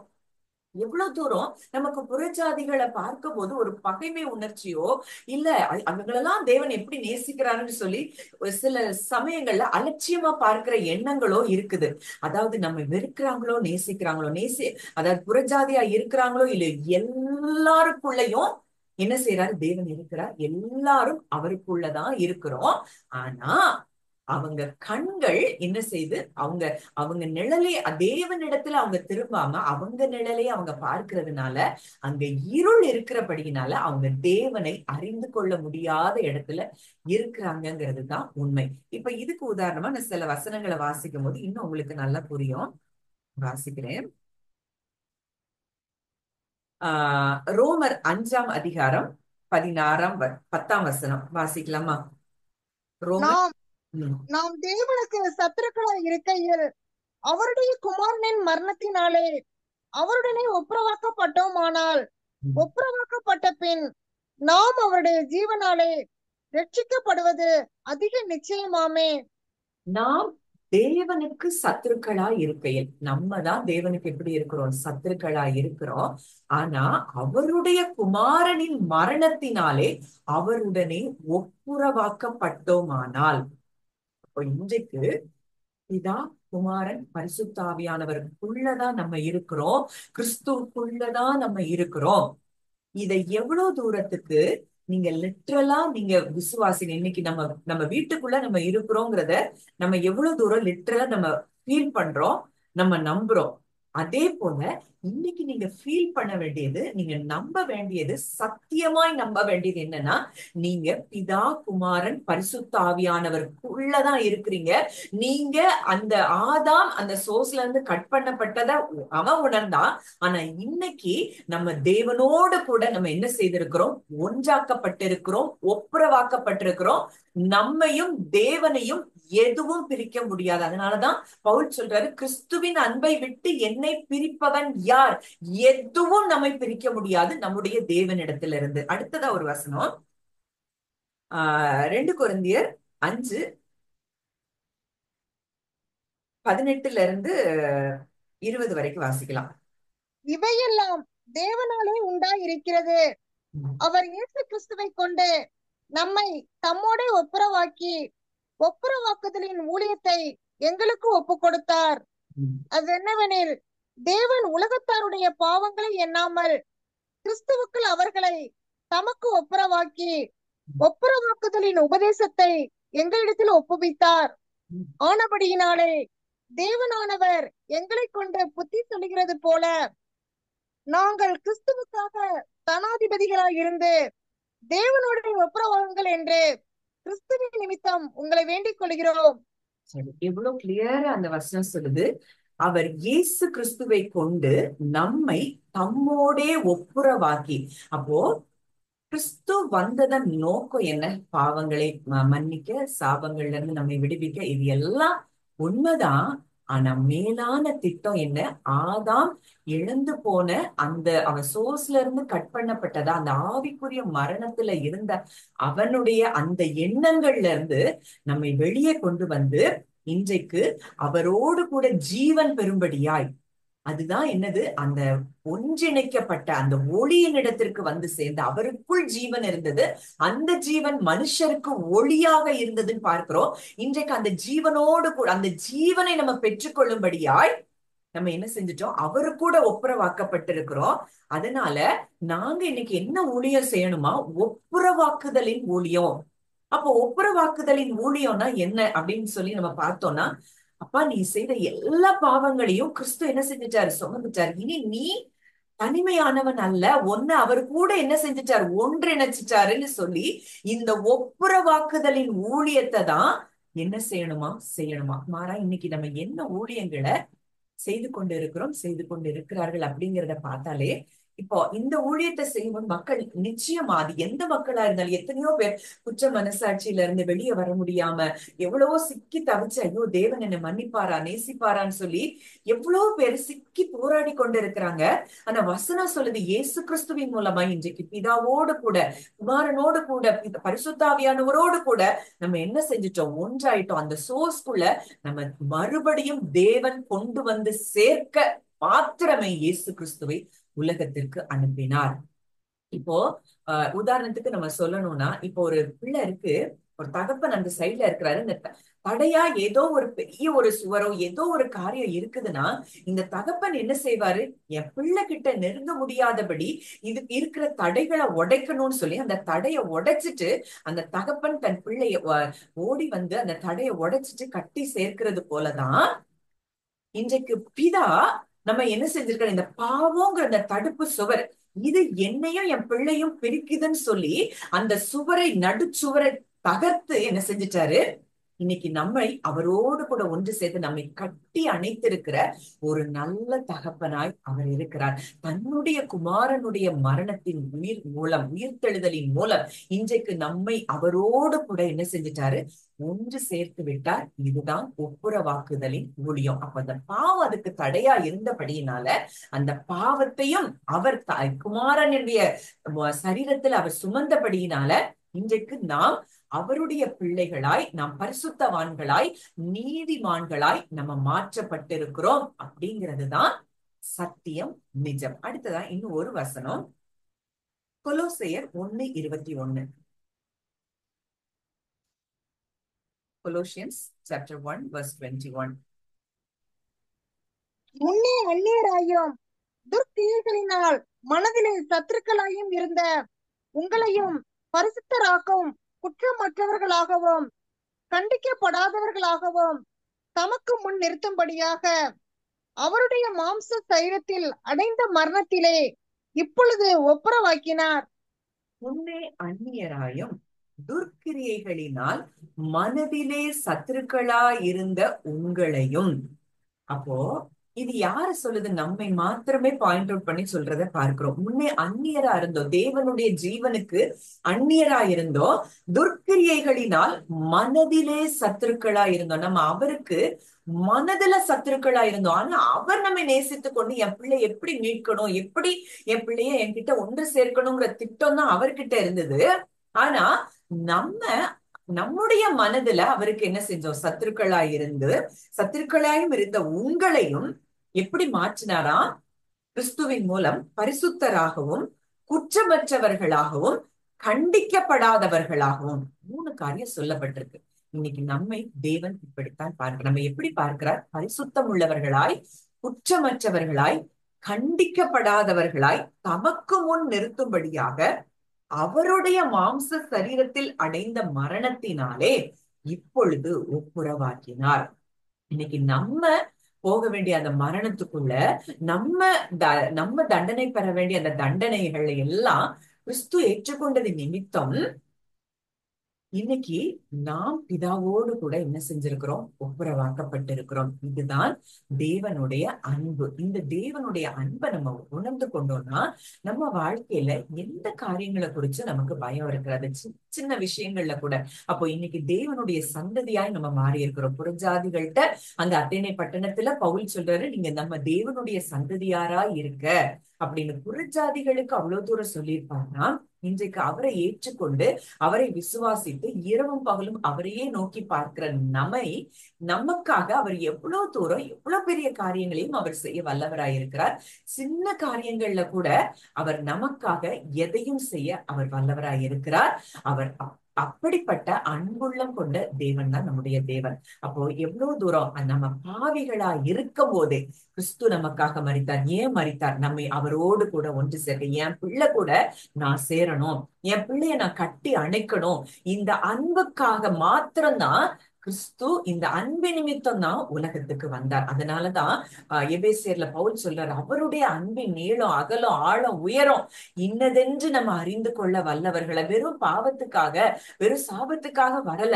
நம்ம இன்றைக்கு அந்த பரலோக குடும்பத்தோடு கூட பிதா குமாரன் பரிசுத்த திருத்துவ தேவனோடு கூட நம்மை ஒன்று சேர்த்திருக்கிறார். ஒன்று சேர்க்கத்தான் கிறிஸ்து வந்தார் அப்படிங்கிற சத்தியத்தை நம்ம அறிந்து கொண்டோம்னா போதும், நம்ம இருதயங்கள்ல இருக்கிற அத்தனை பயங்களும் இன்றைக்கு விலகும். நம்ம நீதிமான் பரிசுத்தராக்கப்பட்டிருக்கிறோம். குற்றமற்றவர்களாய் கண்டிக்கப்படாதவர்களாய் இன்றைக்கு கிறிஸ்துவினுடைய மரணத்தின் உயிர்த்தெழுதலின் நிமித்தம் நாம் மாற்றப்பட்டிருக்கிறோம். அப்படிங்கிறத நம்ம ஆழமா நம்ம என்ன செய்யணும்? விசுவாசிக்க. இன்றைக்கு நம்ம ஒவ்வொருத்தரும் கிறிஸ்துவுக்குள்ள இருக்கிறோம். திரித்துவ தேவனுடைய அந்த சோர்ஸ்குள்ள நம்ம என்ன செஞ்சுட்டோம்? மறுபடியும் ஆதாம் இழந்த ஸ்தானத்தை தேவன் இன்றைக்கு நமக்கு கொடுத்து விட்டார் அப்படிங்கிறது தான் சத்தியம். எந்த அளவுக்கு இதை நீங்க லிட்ரலா விசுவாசிக்கிறீங்களோ அந்த அளவுக்கு உங்களுக்கு தேவையான அத்தனை காரியங்களும் ஆசீர்வாதங்களும் உங்க வாழ்க்கையில என்ன செய்யும்? உண்டாகும். இப்போ இன்னும் ஒன்னு ரெண்டு வசனங்களை பார்த்துட்டு இன்னைக்கு முடிக்கலாம். அடுத்து நம்ம தொடர்ந்து பார்ப்போம். ஆஹ் யோவான் 1 1 முதல் 4 வசனம் வரைக்கும் வாசிக்கலாம். John chapter 1 verses 1 to 4. ஆதியிலே வார்த்தை இருந்தது, அந்த வார்த்தை தேவனிடத்தில் இருந்தது, அந்த வார்த்தை தேவனாய் இருந்தது. அவர் ஆதியிலே தேவனோடு இருந்தார். சகலமும் அவர் மூலமாய் உண்டாயிற்று. உண்டானதென்றும் அவராலே அல்லாமல் உண்டாகவில்லை. அவருக்குள் ஜீவன் இருந்தது, அந்த ஜீவன் மனுஷருக்கு ஒளியாய் இருந்தது. சரி, ஓகே. ஆதியிலே வார்த்தை இருந்தது. வார்த்தை யாரு? கிறிஸ்து. அந்த வார்த்தை தேவனிடத்தில் இருந்தது. அதாவது அது தேவனிடத்தில் இருந்ததுன்னா அது இன்னொரு டிரான்ஸ்லேஷன்ல face to face with God. அப்போ அவர் பிதாவோடு கூட முகமுகமாய் சந்தித்த ஒரே பேரான குமாரன் அவர் மாத்திரம்தான். அதனாலதான் கிறிஸ்து, நீங்க நிறைய இடங்கள் அந்த வசன ஆதாரங்களை கூட நான் உங்களுக்கு சொல்றேன். தேவனை ஒருவனும் ஒரு காலம் கண்டதில்லை, பிதாவின் மடியில் இருக்கிற ஒரே பேரான குமாரனை அவரை வெளிப்படுத்தினார் அப்படின்னு சொல்லி நிறைய இடங்கள்ல தன்னை குறித்தே அங்க இயேசு கிறிஸ்து அங்க சொல்றதை பார்க்கிறோம். அப்போ ஃபேஸ் டு ஃபேஸ் அங்க என்ன செய்யறாரு? பிதாவின் மடியில இருக்கிறார். அந்த வார்த்தை தேவனா இருந்தது. அவர் ஆதியிலே தேவனோடு இருந்தார். சகலமும் அவர் மூலமாய் உண்டாயிற்று. கிரியேஷன்லயே நமக்கும் தேவனுக்கும் என்ன செய்யுது? ஒரு பெரிய யூனியன் இருக்கு, ஒரு கனெக்ஷன் இருக்கு. உண்டானது ஒன்றும் அவராலே அல்லாமல் உண்டாகவில்லை. அது எந்த மனுஷனா இருந்தாலும், தேவனை அறிஞ்சவனா இருந்தாலும் அறியாதவனா இருந்தாலும், ஏத்திஸ்டா இருந்தாலும் புத்திஸ்டா இருந்தாலும், யாருனாலும் அவரால தான் உண்டாயிருக்கிறாங்க. உண்டானது ஒன்றும் அவராலே அல்லாமல் உண்டாகவில்லை. அப்போ இன்னைக்கு அவருடைய மரணத்தின் நிமித்தம் முழு மனுக்குலமும் அங்கே மரித்து, அவருடைய உயிர்த்தெழுதலின் நிமித்தம் முழு மனுக்குலமும் இன்றைக்கு உயிர் பெற்று அவர் கூட தான் இருக்கிறாங்க. ஆனா இது யாரெல்லாம் புரியலையோ அறியலையோ அவங்க தேவனுடைய ஜீவனுக்கு என்ன செய்யறாங்க? அந்நியராய் இருக்கிறாங்க. இன்றைக்கு கிறிஸ்துவுக்குள்ள ஜீவன் இருந்தது. அந்த ஜீவன் மனுஷருக்கு ஒளியா இருந்தது. அப்ப இன்னைக்கு அந்த ஒளிக்குள்ள நம்ம வந்திருக்கிறோம். அந்த ஜீவனுக்குள்ள நம்ம என்ன செய்யறோம்? வந்திருக்கிறோம், ஒப்புரவாக்கப்பட்டிருக்கிறோம். அங்க ஆதாம் எழுந்த ஸ்தானத்தை நம்ம என்ன செஞ்சிருக்கிறோம்? திரும்ப நம்ம பெற்றிருக்கிறோம். கொலோசையர் 1 15 முதல் 17. Colossians chapter 1 verses 15 to 17. அவர் அதரிசனமான தேவனுடைய தற்சுரூபமும் சர்வ சிருஷ்டிக்கும் முந்தின பேருமானவர். ஏனென்றால் அவருக்குள் சகலமும் சிருஷ்டிக்கப்பட்டது, பரலோகத்தில் உள்ளவைகளும் பூலோகத்தில் உள்ளவைகளும் ஆகிய காணப்படுகிறவைகளும் காணப்படாதவைகளுமான சகல வஸ்துக்களும், சிங்காசனங்களானாலும் கர்த்தத்துவங்களானாலும் துரைத்தனங்களானாலும் அதிகாரங்களானாலும் சகலமும் அவரை கொண்டும் அவருக்கென்றும் சிருஷ்டிக்கப்பட்டது. இது மறுபடி எவ்வளவு தெளிவா வாசிங்க. அவர் எல்லாவற்றிற்கும் முந்தினவர், எல்லாம் அவருக்குள் நிலைநிற்கிறது. இதுல நம்ம பார்க்கும்போது அவர் அதரிசனமான தேவனுடைய தற்சொரூபம், சர்வ சிருஷ்டிக்கும் முந்தின பேருமானவர், அவருக்குள் சகலமும் சிருஷ்டிக்கப்பட்டது. அப்ப கிறிஸ்துவுக்குள்ளதான் சகலமும் என்ன செஞ்சிருக்கு? சிருஷ்டிக்கப்பட்டிருக்குது. அதுல என்னெல்லாம் இருக்கு? பரலோகத்தில் உள்ளவைகள், பூலோகத்தில் உள்ளவைகள், காணப்படுகிறவைகள், காணப்படாதவைகள், சகல வஸ்துக்கள், சிங்காசனங்கள், துரைத்தனங்கள், கர்த்தத்துவங்கள், அதிகாரங்கள், சகலமும் அவரை கொண்டும் அவருக்கென்றும் சிருஷ்டிக்கப்பட்டது. நம்ம சிருஷ்டிக்கப்பட்டதே அவருக்காகத்தான். அப்போ எவ்வளவு பெரிய யூனியன் அங்கே பிதா குமாரன் பரிசுத்த ஆவியானவரோடு நமக்கு இருக்கிறது அப்படிங்கிறத இந்த வசனத்தின் மூலம் அறிந்து கொள்ளலாம். அவர் எல்லாவற்றிலும் முந்தினவர், எல்லாம் அவருக்குள் நிலை நிற்கிறது. கிறிஸ்துவுக்குள்ளதான் எல்லாமே என்ன செய்து நிலை நிற்கிறது. இன்னும் இதே போல எத்தனையோ வசன ஆதாரங்களை நான் சொல்ல முடியும். இன்னும் 1 2 மட்டும் பார்த்துட்டு நம்ம நெக்ஸ்ட் வீக் இதை கண்டினியூ பண்ணுவோம். நிச்சயமா இந்த சத்தியத்தை இன்னும் அடுத்த வாரம் பார்க்கும்போது இன்னும் உங்களுக்கு ஆழமா புரியும். எவ்வளவு தூரம் தேவன், இந்த உலகத்தை படைத்த சர்வ வல்லமையுள்ள தேவன், திரியேக தேவன் நம்ம எவ்வளவு தூரம் மனுக்குலத்துல அவர் உருவாக்கின சிருஷ்டிகளாகிய நம்மை நேசித்து நம்மை பிள்ளைகளாய் எவ்வளவு தூரம் நேசிக்கிறாருங்கிறத நம்ம அறிந்து கொண்டோம்னாதான் விசுவாசம் அது தானாகவே நமக்குள்ள பெருக ஆரம்பிக்கும். இன்னைக்கு விசுவாசத்துக்காக நம்ம நிறைய நேரங்கள்ல போராடி கொண்டு இருக்கிறோம். ஐயோ, இந்த இடத்துல எனக்கு விசுவாசிக்க முடியலையே, இதுல என்னால எழும்ப முடியலையே அப்படின்னு சொல்லிலாம் நம்ம நினைக்கிறோம். ஆனா அவரை குறித்ததான சரியான அறிவுதான் நமக்குள்ள என்ன செய்யும், விசுவாசத்தை பெருக பண்ணும். இன்னும் ஒரு வசனம், 1 கொரிந்தியர் 8:6. 1 Corinthians chapter 8 verse 6. பிதாவாகிய ஒரே தேவன் நமக்கு உண்டு, அவராலே சகலமும் உண்டாயிருக்கிறது, அவருக்கென்று நாமும் உண்டாயிருக்கிறோம். இயேசு கிறிஸ்து என்னும் ஒரே கர்த்தரும் நமக்கு உண்டு, அவர் மூலமாய் சகலமும் உண்டாயிருக்கிறது, அவர் மூலமாய் நாமும் உண்டாயிருக்கிறோம். பிதாவாகிய ஒரே தேவன் நமக்கு உண்டு, அவராலே சகலமும் உண்டாயிருக்கிறது, அவருக்கென்று நாமும் உண்டாயிருக்கிறோம். மறுபடியும் அந்த கனெக்ஷனை குறிச்சு இந்த வசனம் சொல்றத பார்க்கிறோம். அவருக்கென்று நாம் உண்டாயிருக்கிறோம். இயேசு கிறிஸ்து என்னும் ஒரே கர்த்தரும் நமக்கு உண்டு, அவர் மூலமாய் சகலமும் உண்டாயிருக்கிறது, அவர் மூலமாய் நாமும் உண்டாயிருக்கிறோம். இங்கேயும் அந்த கனெக்ஷன் சொல்லப்படுகிறத பார்க்கிறோம். அப்போ இன்றைக்கு நம்மையும் தேவனையும் எதுவும் பிரிக்க முடியாது. எந்த விதமான சூழ்நிலைகளும் நம்மையும் தேவனையும் பிரிக்க முடியாது. அந்த அளவுக்கு அவங்க நம்ம கூட என்ன செஞ்சுட்டாங்க, ஒன்றா இருக்கிறாங்க. அதனாலதான் பவுல் சொல்றாரு, அவர் தம்மை தடவியாகிலும் தேடப்படுற இடத்துலதான் அவர் இருக்கிறாரு. பழைய ஏற்பாட்டுல இருந்தே நம்ம பார்க்கிறோம், நிறைய இடங்கள்ல தேவன் சொல்றாரு, நான் உன்னை விட்டு விலக மாட்டேன், உன்னை கைவிட மாட்டேன் அப்படின்னு. ஏன் சொல்றாருன்னா, இது எல்லாம் அப்பவே இருந்த ஒரு காரியம் தான். இதைத்தான் தாவீது நன்றாய் அறிந்து வைத்திருந்தார். அதை வாசிக்கலாம். இதை சொல்லும் போது எனக்கு அது ஞாபகத்துக்கு வருது. சங்கீதம் 139, சாம்ஸ் சாப்டர் 139, 1-5 வரைக்கும் வாசிங்க.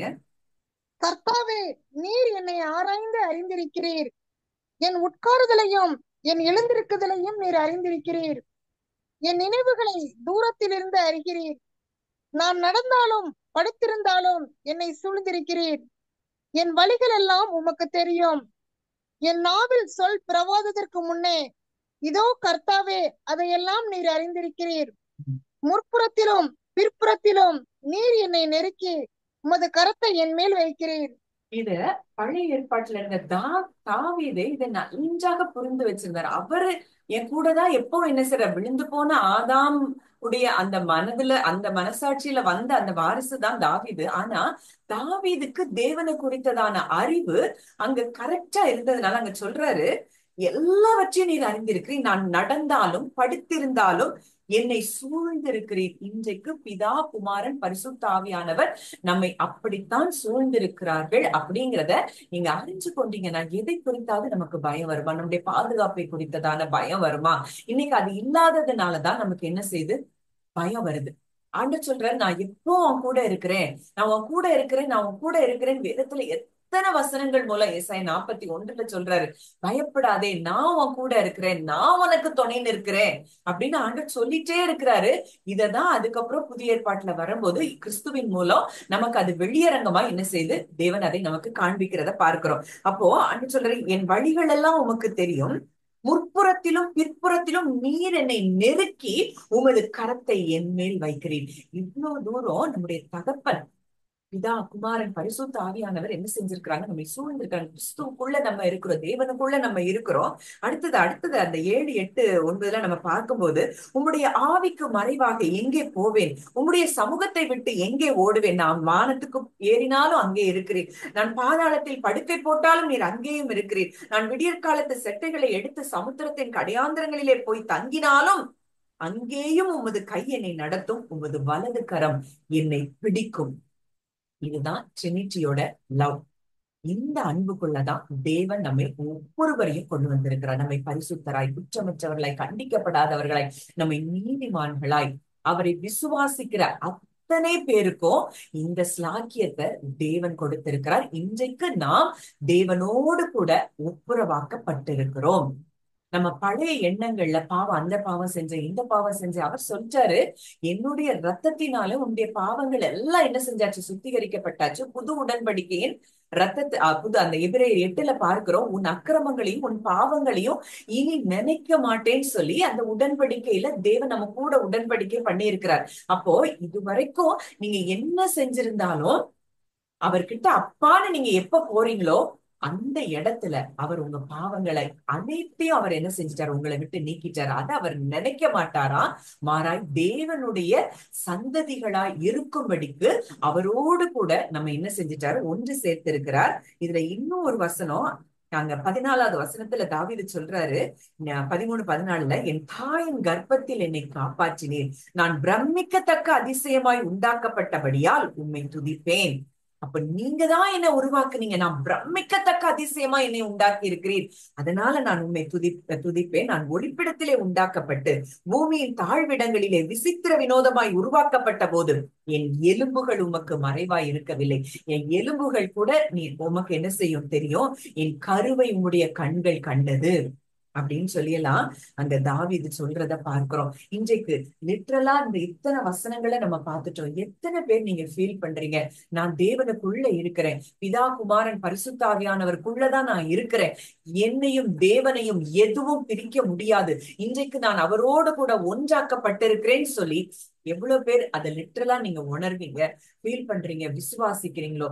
இந்த நாள்ல இருந்து அந்த தேவனுடைய பிள்ளைகளுக்கு உண்டான அத்தனை ஆசீர்வாதங்களையும் நம்ம இதை விசுவாசிக்கும் போதே நம்ம சுதந்திரித்துக் கொள்ளலாம். இன்னும் டீப்பா நம்ம நெக்ஸ்ட் வீக் பார்ப்போம். நிச்சயமா இந்த வார்த்தைகள் உங்க ஒவ்வொருவருடைய இருதயத்தையும் அது என்ன செய்யும், சுகப்படுத்துங்கிறத நான் விசுவாசிக்கிறேன். விசுவாசத்தை அது இன்னும் வர்த்திக்க பண்ணுங்கிறதை நான் விசுவாசிக்கிறேன். இன்னைக்கு தேவனுடைய குடும்பத்துல நம்ம ஒன்றாய் இருக்கிறோம், அவருக்கு பிள்ளையாயிட்டோம்னா உங்களுக்கு செய்யாம அவர் யாருக்கு செய்ய போறார்? உங்க தேவைகளை சந்திக்காம அவர் சும்மா இருக்க முடியும்? நீங்க இன்னைக்கு அவருக்கு பிள்ளை, அவருக்கு சொந்தமான பிள்ளை. உங்களை ஒன்றும் ஒரு நாளும் எதுவும் அவரை விட்டு பிரிக்க முடியாது. நிச்சயமா உங்களுக்கு தேவையானதை அவர் செய்து முடிப்பார். ஒரு உலக தாய் தகப்பனே நம்ம பிள்ளைகளுக்கு என்னெல்லாம் வேணும்னு பார்த்து பார்த்து செய்யும் போது இன்னைக்கு நமக்காக குமாரனையே அனுப்பி நம்ம இன்றைக்கு அவரோடு கூட ஒன்று சேர்த்திருக்கிறார்னா அந்த பிதாவினுடைய அன்பு எப்படிப்பட்டதுன்னு நீங்க உணர்ந்து கொள்வீங்கன்னா இன்றைக்கு உங்களுக்கு இருக்கிற எல்லா பயங்கள்ல இருந்து தேவன் உங்களை விடுவிக்கிறார் அப்படிங்கிறது சத்தியம். ஜெபிக்கலாம். நல்ல தகப்பனே, நன்றியோடு உண்மை துதிக்கிறோம், ஸ்தோத்தரிக்கிறோம். அப்பா, இந்த நாளிலும் அப்பா உங்களுடைய வெளியேற பெற்ற சத்தியத்தை எங்களுக்கு நீர் கற்றுக் கொடுத்திருக்கிறீர். அப்பா, இன்றைக்கு நாங்கள் அப்பா இங்க வந்திருக்கிற எல்லாரும் நாங்க ஒரு குடும்பத்தின் மக்களாய் நாங்கள் இருக்கிறோம். அப்பா, உங்க பிள்ளைகளாய் நாங்கள் மாற்றப்பட்டு இருக்கிறோம், உங்களோடு கூட நாங்க இணைக்கப்பட்டு இருக்கிறோம். இன்றைக்கு உமக்குள்ளே நாங்கள் இருக்கிறோம். அப்பா, இந்த பாக்கியத்தை ஆண்டவரே, ஆதாம் எழுந்து போன அந்த ஸ்தானத்தை எங்களுக்கு நீங்க திரும்ப கொடுத்தீங்களப்பா, எங்களை ஒப்புரவாக்கி இருக்கிறீரப்பா, ஒப்புரவாக்குதலின் ஊழியத்தை செய்யும்படி எங்களை அழைத்திருக்கிறேன் தகப்பனே. நன்றி செலுத்துகிறோம் கர்த்தாவே. அப்பா, கேட்ட வார்த்தை ஒவ்வொரு இருதயத்திலும் கிரியை செய்யும்படி நான் ஜெபிக்கிறேன். 100 மடங்கு பலன் தரும்படி நாங்கள் ஜெபிக்கிறோம். அப்பா, இந்த வார்த்தையை ஆண்டவரே ஒவ்வொரு நிமிஷமும் பரிசுத்த ஆவியானவர் நீர் நினைப்பூட்டும்படியாக நாங்கள் ஜெபிக்கிறோம். அப்பா, அப்பா கேட்ட வார்த்தையின்படி கர்த்தர் ஒவ்வொருவரையும் ஆசீர்வதிக்கிற கிருபைக்காய் நன்றி செலுத்துகிறோம். துதி கன மகிமை யாவையும் இயேசு ஒருவருக்கே செலுத்துகிறோம். கர்த்தர் மீட்பருமாகிய இயேசுவின் மூலம் கேட்கிறோம் ஜீவனுள்ள நல்ல பிதாவே, ஆமென். யாராவது ஷேர் பண்ணுமா? ஆமா ஜான்சி, எங்க அக்காவுக்காக லாஸ்ட் வீக் ப்ரே பண்ணீங்க Thursday.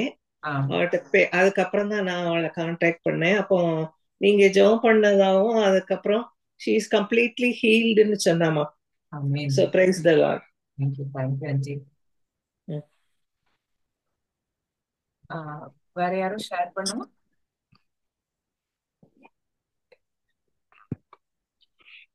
நிச்சயமா இது உங்களுக்கு எல்லாருக்கும் அண்டர்ஸ்டாண்ட் பண்ண முடியும்னு நினைக்கிறேன். இது பிரயோஜனமா இருக்கும்னு நினைக்கிறேன். இந்த சத்தியத்தை முடிஞ்ச அளவு நீங்க இது ஒன்ஸ் கேட்டா பத்தாது, ஒரு 2 தடவை 3 தடவை நீங்க கேட்கும் போது இந்த சத்தியம் உங்களுக்குள்ள ஆழமா இது என்ன செய்யணும், ரூட் ஆகணும். நம்மையும் தேவனையும் ஒரு காலம் எதுவும் பிரிக்க முடியாதுங்கிற அந்த எண்ணங்கள் நமக்கு வரும்போது நிச்சயமா நம்ம சாத்தானை ஈஸியா ஜெயிக்க முடியாம பல நேரங்கள்ல இந்த எண்ணங்களை தான் கொடுக்குறான். தேவன் உன்னை நேசிக்கிறாரா, அவர் நேசிச்சாருன்னா உனக்கு ஏன் இதெல்லாம் நடக்குதுன்னு சொல்லி நம்ம சூழ்நிலைகளை காட்டி நம்மள தேவனை விட்டு அவன் பிரிக்கிறான். ஆனா இந்த சத்தியத்தை நம்ம ஆழமா அறிந்து கொண்டோம்னா போதும், நிறைய சத்ருவை மேற்கொள்ளக்கூடிய பலன் மாத்திரம் இல்ல, ஆசீர்வாதங்களையும் நம்ம ஈஸியா சுதந்திரித்துக் கொள்ள முடியும்.